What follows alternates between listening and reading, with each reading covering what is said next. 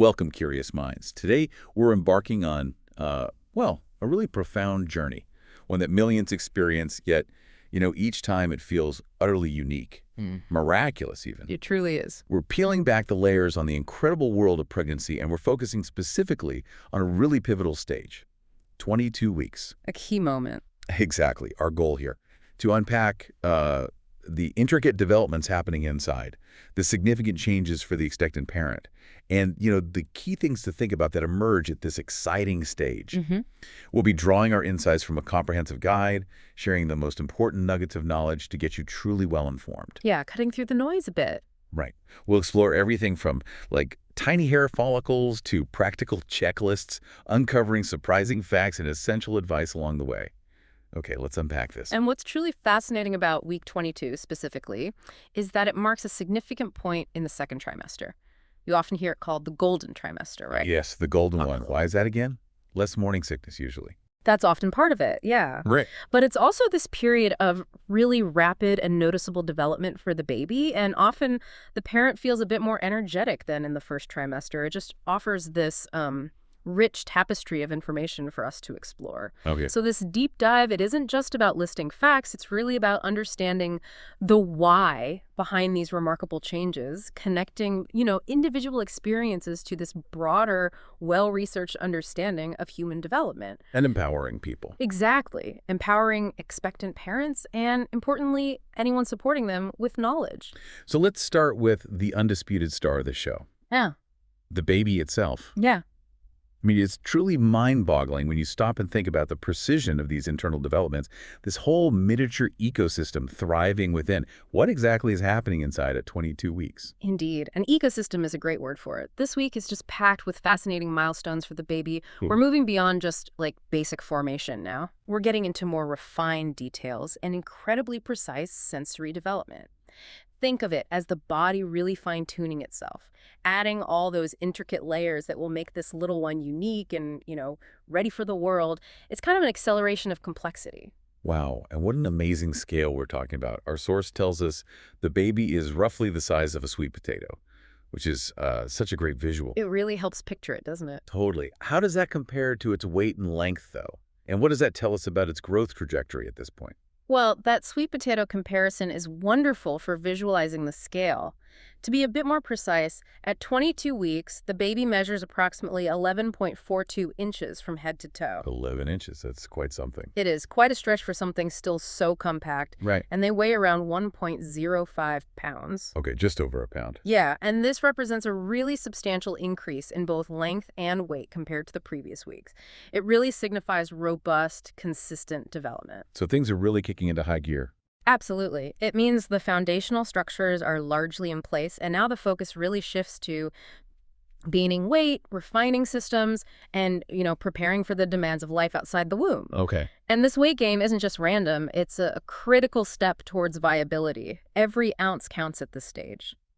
So beyond just the impressive size increase, what specific features are emerging or becoming more defined this week? I was particularly struck by the mention of hair. Is it really growing hair in there already? Oh, absolutely. Hair is indeed visible on the baby's head now. It's typically quite thin at this stage, sort of like peach fuzz sometimes. Wow. But importantly, it has the potential to become quite thick and lustrous by birth. That depends a lot on genetics, of course. Sure. And beyond that, eyebrows are also present. Just tiny little lines, but they're there, adding to those emerging facial features that will soon be recognizable. That's incredible. And perhaps even more fascinating, the baby is entirely covered in this soft, downy fuzz. It's called lanugo. Lanugo. Okay. Yeah, Lanugo. You typically find this fine hair on the back, ears, shoulders, even the forehead. It's quite something. It's incredible to picture these emerging details from, the subtle head hair to the distinct eyebrows.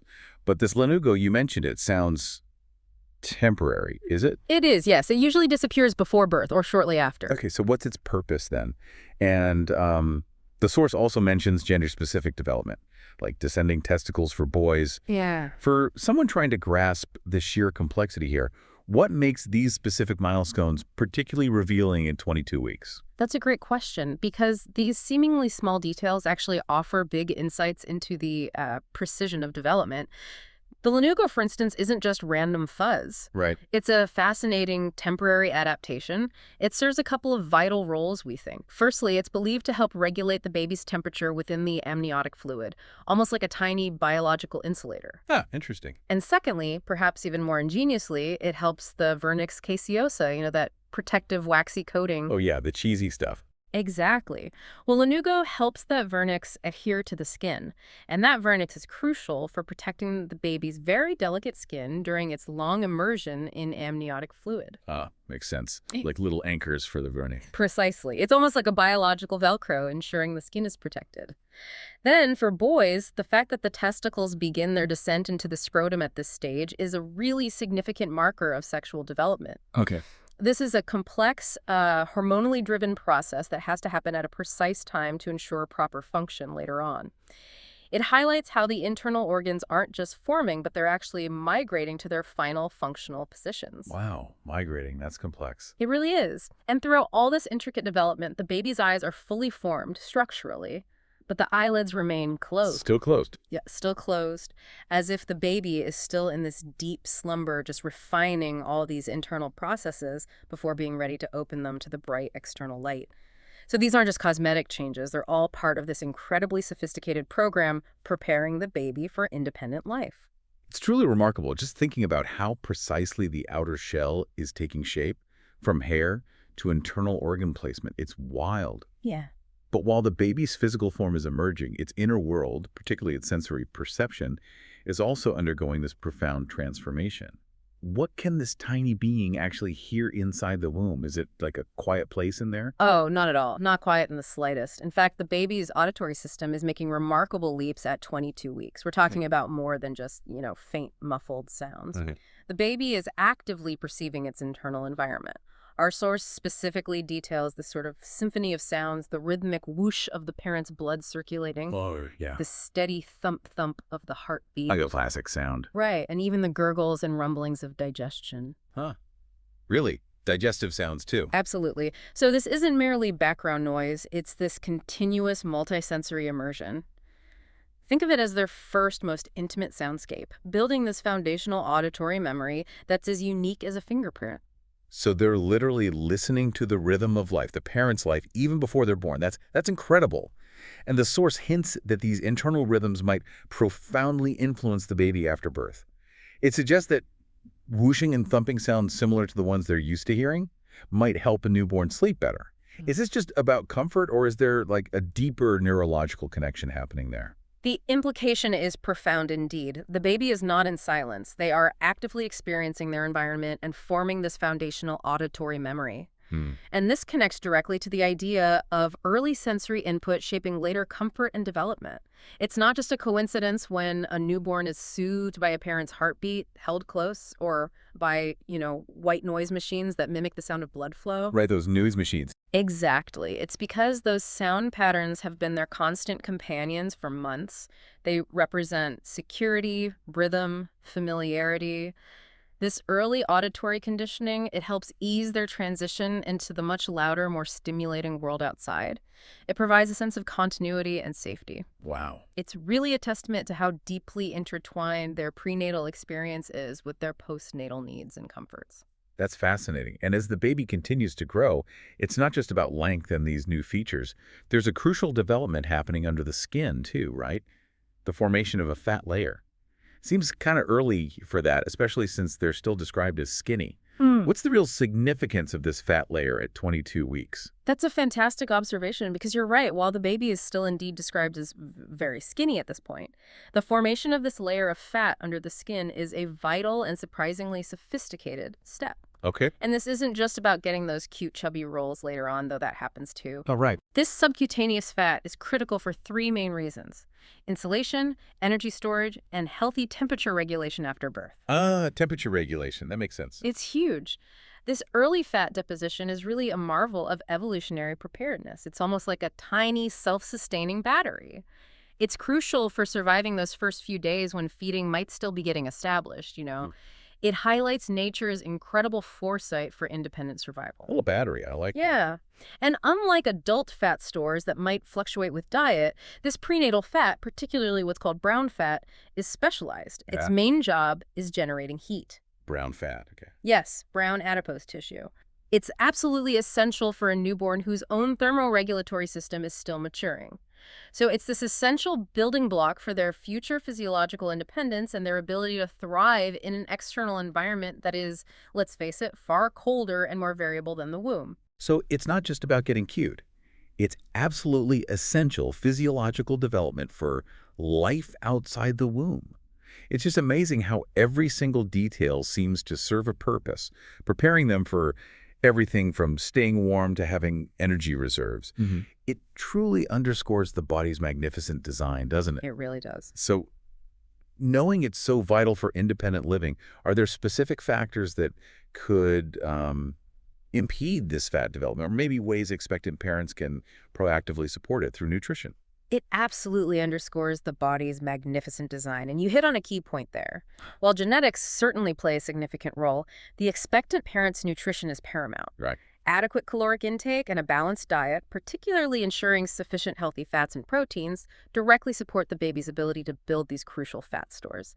Severe maternal malnutrition, for example, could definitely impact fetal growth and fat development negatively. But this isn't about, overeating. It's more about ensuring a consistent supply of nutrient-dense foods. It's just another powerful reminder of that direct connection between the parent's well-being and the baby's developmental trajectory, making sure they have the best possible start to independent life. Every single week brings a new layer of complexity and functionality, all orchestrated with just incredible precision. Truly incredible. It's just, yeah, mind-boggling to consider the precision of all those internal developments, this whole miniature ecosystem thriving inside. Yeah.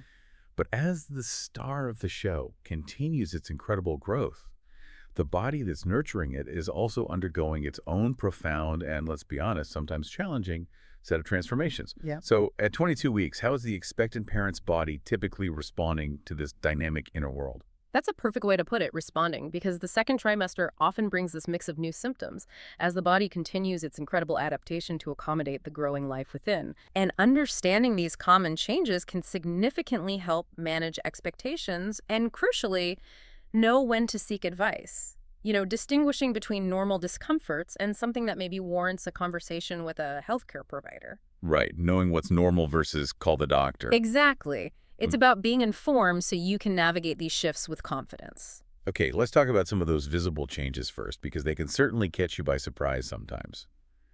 Our skin and blood vessels are often significantly affected during pregnancy, right? Indeed, they are. Pregnancy can bring about really noticeable changes to both skin and blood vessels, often due to those traumatic hormonal shifts we mentioned, plus the increased blood volume. Okay.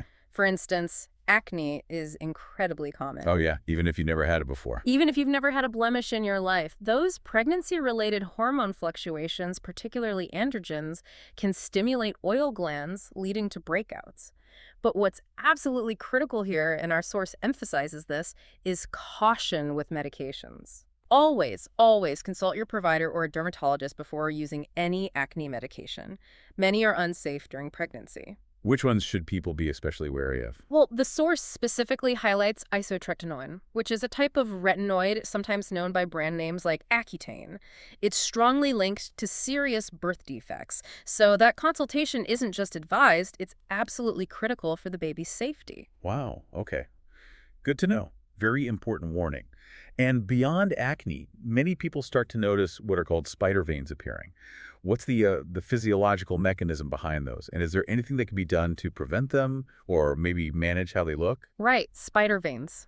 Those tiny little blood vessels near the surface of your skin that often look like delicate spider webs or maybe tree branches. Yeah, I've seen those. They tend to pop up during pregnancy due to a couple of major factors. Firstly, your circulating blood volume can increase by a staggering amount, like 30 to 50%. Whoa, that much. Yeah, it's a massive circulatory adjustment.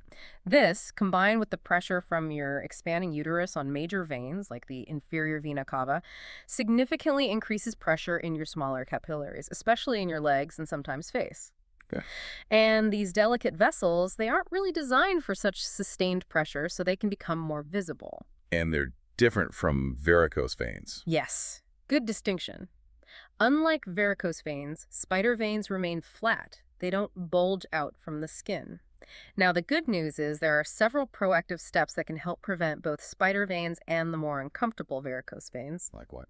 Things like regular exercise to keep blood flowing well, elevating your feet whenever possible, put them up when you're sitting, avoid long periods of just sitting or just standing without breaks, move around. And wearing compression socks can also make a significant difference by aiding venous return and reducing that pressure buildup. Okay, so practical stuff. It's fascinating how these hormonal and circulatory changes impact everything from your complexion to these visible veins. It sounds like those simple lifestyle adjustments, which are probably beneficial for overall pregnancy health anyway, can go a long way in managing these visible shifts. Exactly. These seemingly small self-care measures can be profoundly impactful. They not only improve daily comfort, but also support overall vascular health, potentially mitigating the severity of these changes.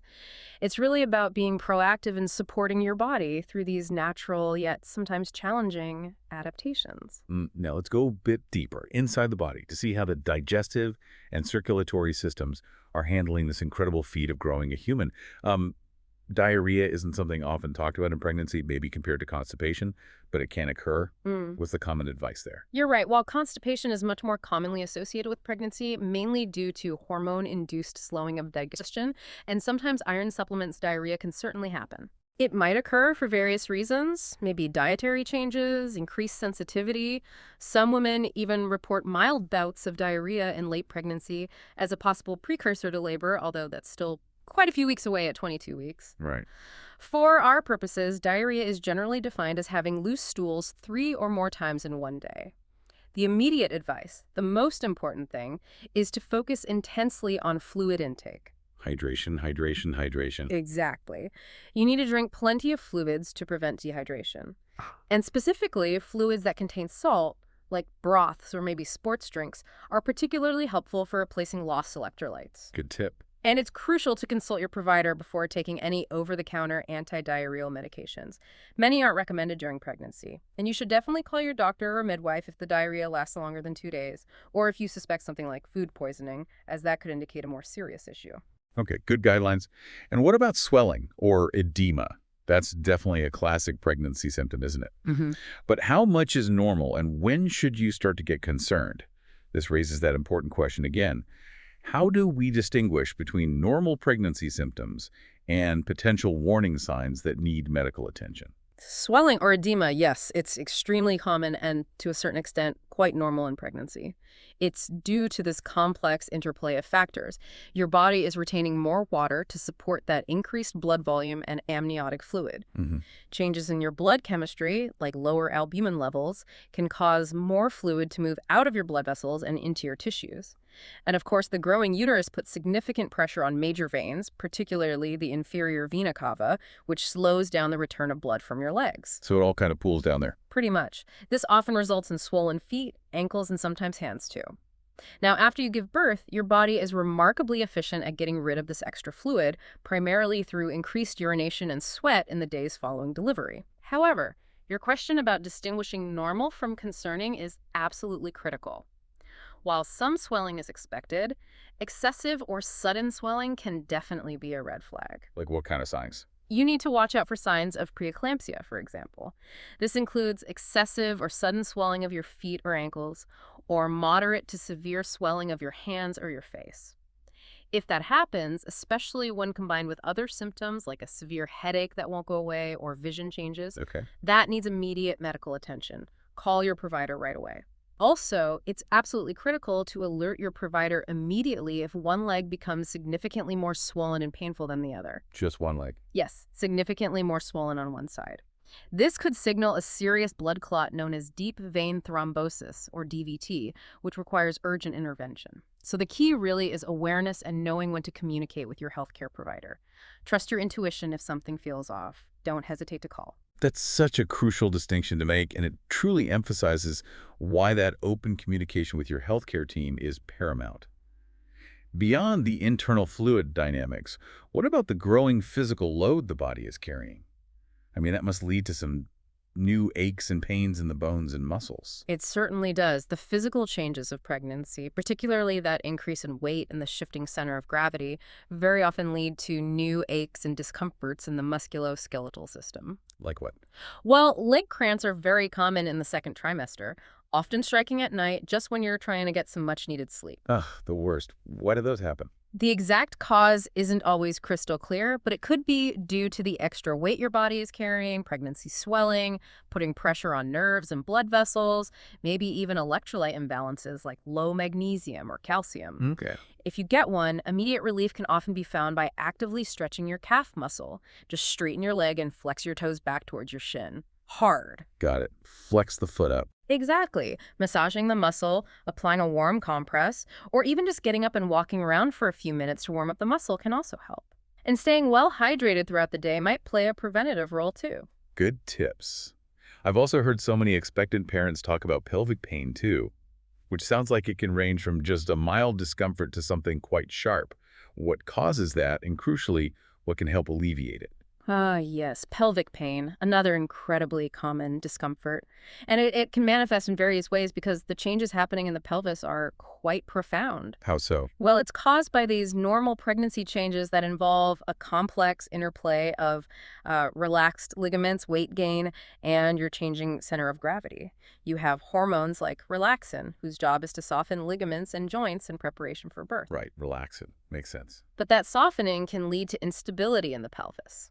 Then, as your belly grows, your pelvis is pushed forward, and the curve of your lower back becomes more pronounced. It's a condition called lordosis. Lordosis. Okay. This combination places a lot of strain on the muscles and ligaments in and around the pelvis. So what does that pain feel like? Where is it usually? It can manifest differently for different people. Sometimes it's a deep soreness, other times a sharp, stabbing sensation, maybe stinging, or even a burning feeling. You might feel it anywhere from the top of your hip bones down to the fold of your buttock, or across the pubic bone in the front that's often called symphysis pubis dysfunction, or SPD, or it might radiate into the groin. Sometimes people describe it as feeling like their pelvis is kind of unhinging. Ouch. Sounds unpleasant. What can help? For relief, various strategies are suggested. Pregnancy belly bands or support belts can offer external compression and support, helping to stabilize the pelvis and take some pressure off those strained ligaments. Okay, those bands you see people wearing. Exactly. Physical therapy, focusing on strengthening core muscles and improving posture, can be incredibly effective. A physical therapist specializing in pregnancy can give tailored exercises.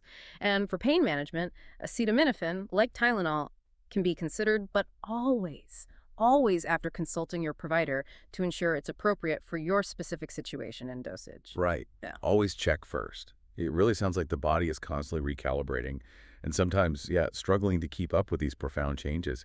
It's really helpful to know what to expect and, more importantly, how to find relief for these common discomforts so you're not just left wondering if something is wrong. Precisely. Knowledge is power here. Understanding the physiological basis for these aches helps normalize the experience and empowers individuals to seek appropriate relief and support.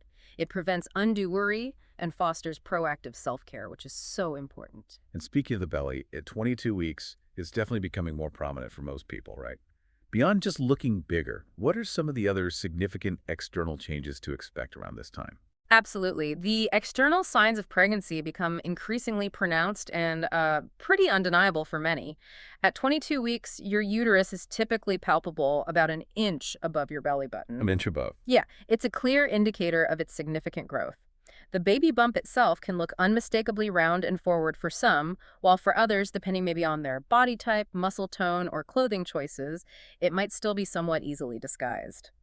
This is often the point where people start to openly comment or inquire about your pregnancy if they haven't already. Yeah, the when are you due questions start rolling in. Exactly. And what's also notable are skin changes directly related to this expansion. Your belly might start to itch intensely as the skin stretches to accommodate the growing uterus. Oh, itch. Applying a good emollient moisturizer can definitely help soothe that. And yes, stretch marks, or stria gravidarum as they're technically called, might begin to appear. Where do they usually show up? They can show up not just on the belly, but also commonly on the thighs, hips, and breasts. They often appear initially as reddish or purplish lines. They're largely genetic, unfortunately. So the creams don't really prevent them.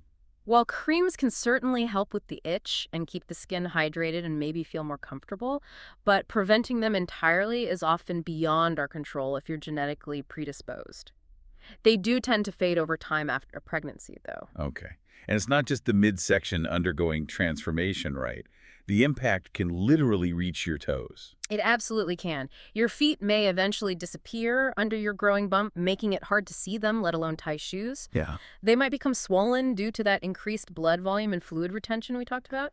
And believe it or not, they can even go up a whole shoe size, or even more sometimes. A whole shoe size. That's a significant and often unexpected change for many. Why does that happen? It's due to the combined effect of weight gain. That hormone relaxin softening ligaments throughout the body, including the ones in your feet, allowing them to spread, and that increased fluid retention. Wow, so comfort and stability are really key for footwear then. Absolutely critical. If you find yourself needing new shoes, the advice is definitely to prioritize investing in comfortable and stable options. Ditch the high heels for now. Look for shoes with good arch support, maybe a wider fit, and ample room for your toes. This physical expansion isn't just aesthetic, it profoundly impacts daily life, from your comfort and balance to your mobility. It makes the body's ongoing performance this incredible feat of adaptation that really requires conscious support, right down to your shoes. Okay, so beyond the immediate physical symptoms and those incredible developments happening inside the baby, this stage also brings this natural shift toward preparation, doesn't it? It feels like a moment to start getting things organized for the big arrival. What should expectant parents be thinking about and actively doing around 22 weeks? You're spot on. This is a fantastic time to start organizing for the arrival, focusing on both the practical logistics and, just as importantly, personal well-being. Mm-hmm. Proactive planning now can significantly reduce stress later on, especially as things get closer to the due date. It helps you feel more in control and allows you to genuinely try and enjoy the remaining months of pregnancy. It's really about laying the groundwork now so you can focus more on yourself and the baby later. And on the social side of things, our source mentions thinking about the baby shower. That's such a cherished tradition for so many people, isn't it? What kind of input should the expectant parent be considering at this point? Yes, thinking about the baby shower is definitely a key item on the checklist for many, and it's often a wonderful opportunity for community and celebration and getting some much-needed baby gear. Totally. Gifts are helpful. Very helpful. Now, while traditionally the expectant parent doesn't throw their own shower, usually friends or family host, this is an excellent time for them to offer input. Like what sort of input? Well, this could involve discussing the theme, if they care about that, which can set the tone for the event, suggesting maybe some fun games that align with their personality, or maybe games they'd rather avoid. The quote. And most importantly, providing a guest list to make sure all the important people in their life are included. It really highlights that social aspect of pregnancy, a time when friends and family express their excitement and support and practically help gather essentials for the baby. And what about if it's not your first baby? Good question. For those on a second or subsequent pregnancy, sometimes a baby sprinkle is considered. A sprinkle. Yeah, it's usually a more casual, smaller gathering with fewer guests, maybe fewer gifts, or focusing more on essentials like diapers and wipes. It's a lovely way to celebrate the new arrival without the full fanfare of a first baby shower, focusing more on community connection and just restocking some basics. Okay, so beyond parties and gifts, nutrition. It's always a critical topic in pregnancy, but maybe even more so now as the baby is rapidly growing. What's particularly important at 22 weeks for fueling both the parent and the baby? Adequate nutrition, yes, always key, but especially iron becomes critically important right around this stage. Iron. Why iron specifically now? Well, during pregnancy, your body undergoes that remarkable expansion of blood volume we mentioned, up to 50% increase. Iron is absolutely vital to produce the hemoglobin needed for all that extra blood. Hemoglobin carries oxygen, nourishing both the rapidly growing baby and the placenta. Okay. Without sufficient iron, you could develop iron deficiency anemia, and that often manifests as increased tiredness, lethargy, maybe shortness of breath, sometimes even heart palpitations. It can really compound the normal fatigue of pregnancy. Right, feeling even more tired than usual. So what should people do? Prioritizing iron-rich foods is really important. Think lean red meats, poultry, fish, lentils, beans, spinach, and fortified cereals. Okay, the classics. Yeah. And a good tip is to incorporate vitamin C-rich foods with your iron sources, like having orange juice with your fortified cereal or bell peppers with beans. Vitamin C significantly enhances iron absorption. Oh, good hack. It really helps. It's also wise to discuss with your provider whether an iron supplement is necessary. Many prenatal vitamins contain some iron, but depending on your levels from blood tests, additional supplementation might be recommended. So get your levels checked. Definitely. This isn't just about generally eating for two, it's about being mindful of specific nutrient demands like iron for optimal growth and health for both of you. So it's about being mindful of specific nutrients like iron, not just generally eating for two. Got it. And speaking of preparation, education and physical comfort also seem to take center stage around now. What should expectant parents be putting on their radar to build knowledge and also maybe avoid unnecessary physical strain? Investing in education and being mindful of physical strain are indeed incredibly important aspects of preparation at this stage. This is a fantastic time to sign up for birth classes. Okay, birth classes. There seem to be so many different types. There really are. There's a wide variety available. You might look into specific techniques like Lamaze, which focuses a lot on controlled breathing and relaxation techniques, or the Bradley method, which emphasizes natural, often unmedicated birth and partner coaching, or hypnobirthing, which uses self-hypnosis and guided meditation aiming for a calmer birthing experience. So find one that fits your philosophy. Exactly. These classes will help prepare you not just for the mechanics of labor and delivery, but also for early parenthood. They often cover pain management options, medicated and unmedicated, the signs and stages of labor, potential interventions, what to expect, and even basic newborn care. They can give you invaluable tools and knowledge to feel more confident and hopefully less anxious about the unknown. That sounds really worthwhile. And what about avoiding strain? You mentioned the shifting body. Right. It's worth being aware of conditions like carpal tunnel syndrome, which can become more prevalent during pregnancy. Carpal tunnel from pregnancy. Yes. Pregnant individuals are more prone to it because of the general swelling that occurs, including in their hands and wrists. This swelling can compress the median nerve as it passes through that narrow carpal tunnel in your wrist. Oh. That compression leads to symptoms like numbness, tingling, pain, and sometimes weakness, particularly in the thumb, index, middle, and half of the ring finger. It's often worse at night or exacerbated by repetitive hand movements. Like typing. Exactly, like computer work or tasks that require a lot of gripping. Prevention involves taking regular breaks to stretch your wrists and hands, making sure your workstation is ergonomically designed to keep your wrists in a neutral position, not bent up or down. And sometimes using wrist splints, especially at night, can help keep the wrist straight and relieve pressure if symptoms are bothersome. Okay, practical tips again. This blend of proactive learning through birth classes and mindful self-care for things like carpal tunnel really exemplifies the journey of preparing for parenthood, doesn't it? Yeah. It's about being informed and taking care of yourself along the way, both mentally and physically. It feels like a really holistic approach to getting ready. Absolutely. It's an empowering approach. It gives expectant parents the tools to navigate what can be an overwhelming yet incredibly rewarding experience. Knowledge helps alleviate fear, and self-care builds resilience. Both of those are invaluable for the journey ahead. So this deep dive isn't just about the physical milestones of the checklists, right? It's about the entire nuanced experience of pregnancy. What other dimensions emerge at 22 weeks that we should consider looking at it more holistically, maybe beyond the purely clinical aspects? That's a crucial point. Because the journey of pregnancy encompasses so much more emotional, social, even environmental factors that shape the experience profoundly.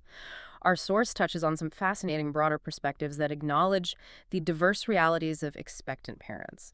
It reminds us that it's not just a biological process, but a deeply personal, relational, and truly transformative one.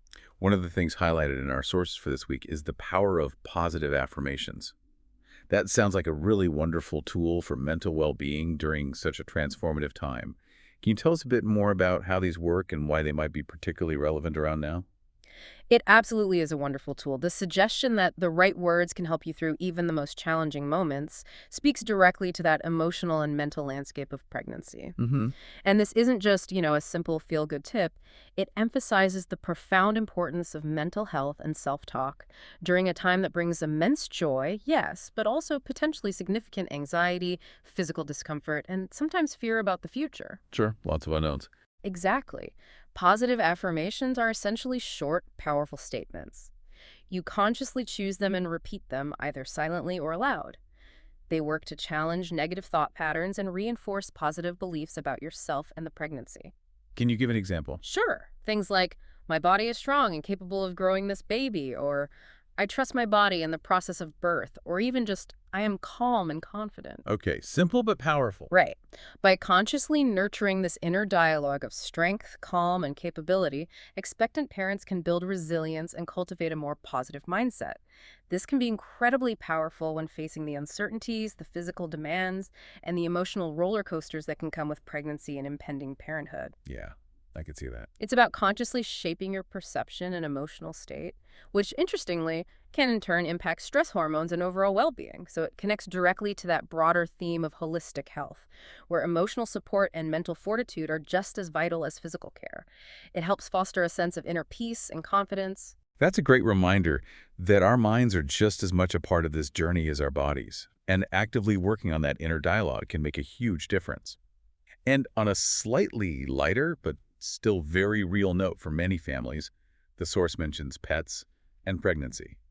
We all know our furry companions are sensitive, but can they really sense pregnancy? What's the scoop there? Is it real? Ah, well, this offers a charming and often really heartwarming element to the pregnancy experience, and it's definitely a topic that many pet owners find fascinating.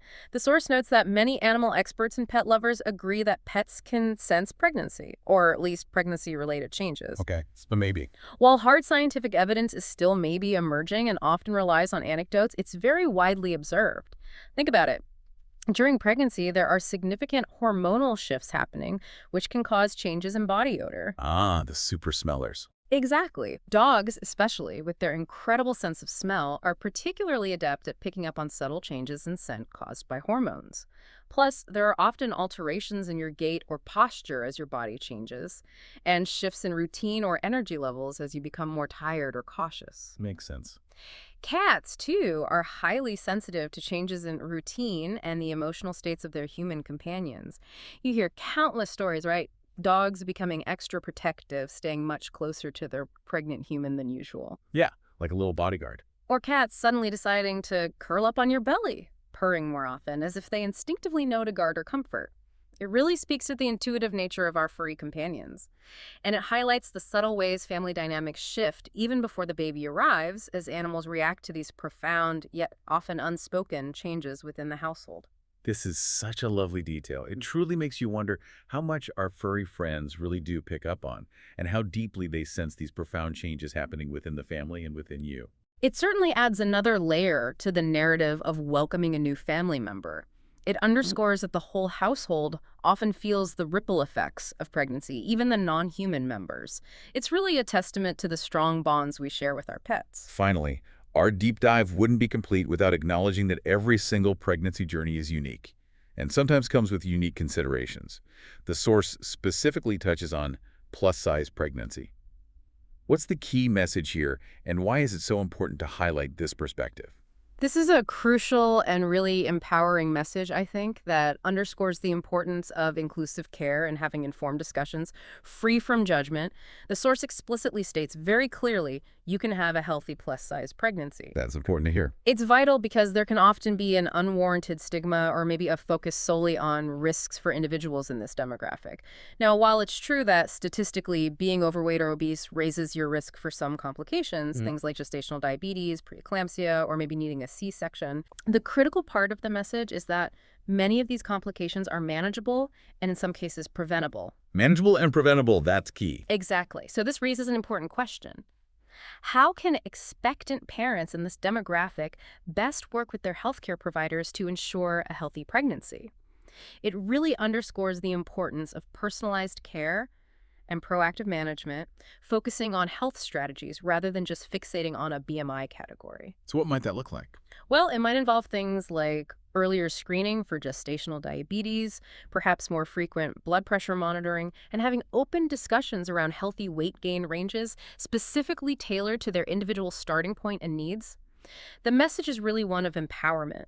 Understanding potential risks allows for informed management and taking proactive steps rather than feeling overwhelmed by fear. It emphasizes that every pregnancy journey is unique, and that resources and information should be inclusive and supportive for all individuals, focusing on health management and celebrating the diversity of experiences rather than judgment. It's about being informed about potential risks, but knowing they can often be managed effectively with proper medical guidance and a strong, trusting partnership with their healthcare team. Hashtag tag tag outro. Wow. What an incredible deep dive into week 22 of pregnancy. We've truly journeyed from like the tiniest hair follicles and the earliest sounds happening within Yeah. to navigating the physical changes for the expectant parent and strategically planning for the future. It's just so clear that this stage is this rich, dynamic tapestry of development and anticipation, a real marvel of human biology and, personal experience. We've really seen how complex and interconnected the physical, emotional, and even the social aspects of pregnancy truly are. It just emphasizes the paramount importance of staying informed, really listening to your body, and maintaining that open, ongoing communication with your healthcare team. The resources and insights available today are just invaluable for navigating this profound experience. They help to demystify it and empower expectant parents at every single step. Yeah.